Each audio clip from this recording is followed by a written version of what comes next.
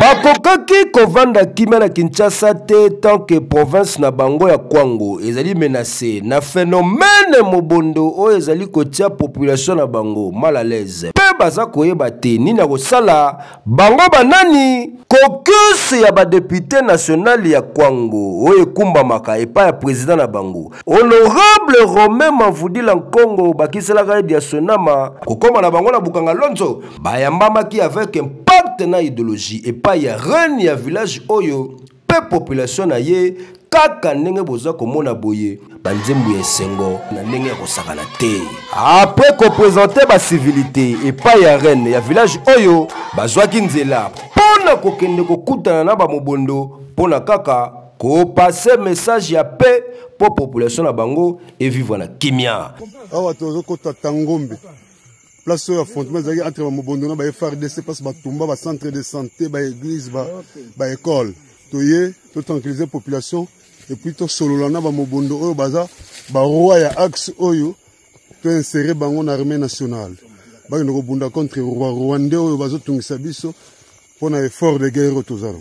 Sur 11 membres ya caucus ya province na bango bazalaki kaka 5 députés nationaux kaka ndenge boza komona boye honorable Fiston Buka élu ya Feshi, honorable Tade Mambulaou élu ya Kasongolunda, honorable Yannick Mambu ya Kenge territoire, honorable Jean-Baptiste Ndefu Swatongi élu ya Kenge ville, paye moko président na bango honorable Romain Mavudila Congo ya Kenge territoire ba traversaki bangomba bazamba kaka ndenge boza komona boye baza kokende kutu butu ekomela bango na nzela me kasi lokola bazaki déterminé botala ndenge baza kokatisa mai na butu s'il vous plaît avec beaucoup de risques après kokatisa ebale batambola lisusu plus de 20 km kaka nde boza komona boye patenge ti kokende kokoma na village yango po bakutana na ba groupe ya liboso ya ba mobondo oyo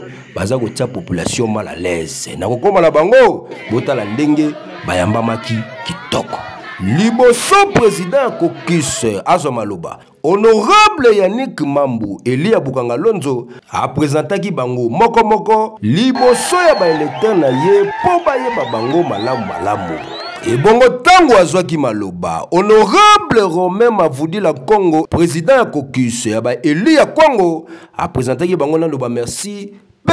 a pasaki bango message oyo eutaki epa ya mokonza mboka Félix Antoine Tshisekedi Tshilombo pona kosenga na bango ke ba meka kokotsa kimia po population oyo ezali kaka bandeko na bango baza ko vivre na ba conditions esengeli te pe ayebisaki bango ke na bomoko nde bako développer province ya Kwango oyo ezali bité na ba problème ya ndenge na ndenge oyo bango baza ko bunda kuna na parlement après koyoka ba préoccupation na bango pe souci na bango pona makambo oyo eza koleka na Kwango ba eli nyonso bakasikaki bango ke bazwi yango na considération pe bakokomisa yango epai ya qui de droit c'est-à-dire bakonzi po baluka solution pona kosilisa libela likambo oyo ya mobondo kasi pona kolakisa bango ke bazalaka toujours bomoko atako bango bazwa ba responsabilité ya kokamba mboka baliaki elongo na bango fufu kaka nde boza komona boye fufu penza oyo elambami na nzungu ya kibakula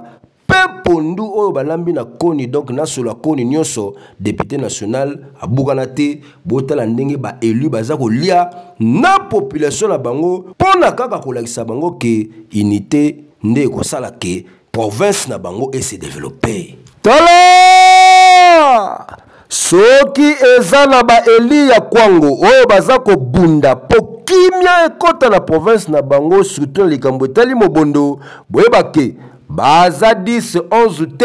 mekasi ya kotanga na misapi honorable Fiston Buka Eli ya Feshi, honorable Tade Mambulaou Eli ya Kasongolunda, honorable Yannick Mambu ya Kenge territoire, honorable Jean-Baptiste Ndefu Swatongi Eli ya Kenge ville pe élu ya Kenge territoire, honorable Romain Mavudila Congo président ya caucus na bango po